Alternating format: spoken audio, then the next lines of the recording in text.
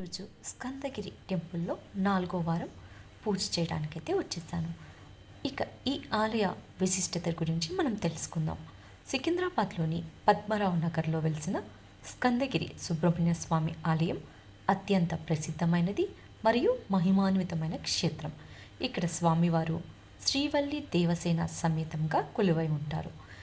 గ్రహ దోషాలు పోగొట్టే సంతాన ప్రాప్తిని కలిగించే క్షేత్రంగా భక్తులు విశ్వసిస్తుంటారు.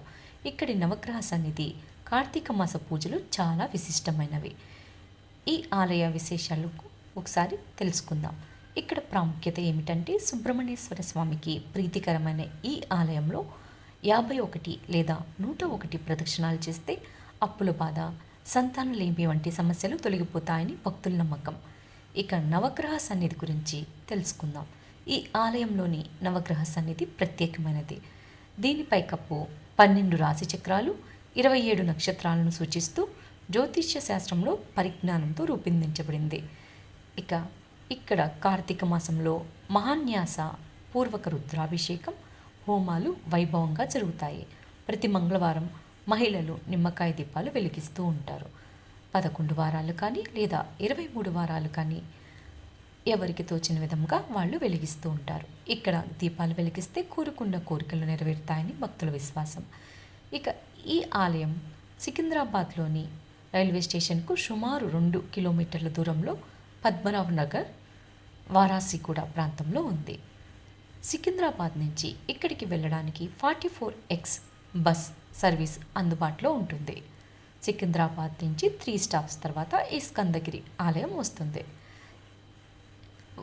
ప్రతి అర్ధ గంటకు ఒకసారి ఒక బస్సు ఉంటుంది.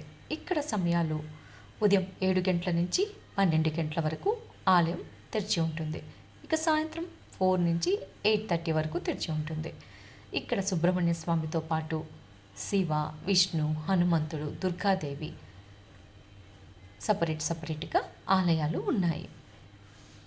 ఇక్కడ ఎక్కువగా నవగ్రహ దోషాల కోసం వచ్చేవాళ్ళు రాహుకాల దీపాలు పెడుతూ ఉంటారు.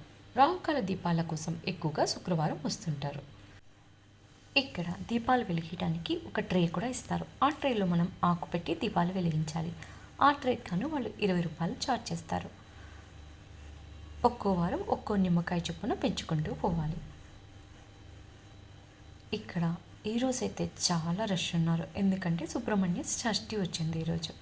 కృతికా నక్షత్రం కూడా అంట, అందుకని విపరీతమైన జనం ఉన్నారు. ఇక్కడ ఈ ఉపాలయాలు కూడా ఎక్కువగా ఉంటాయి.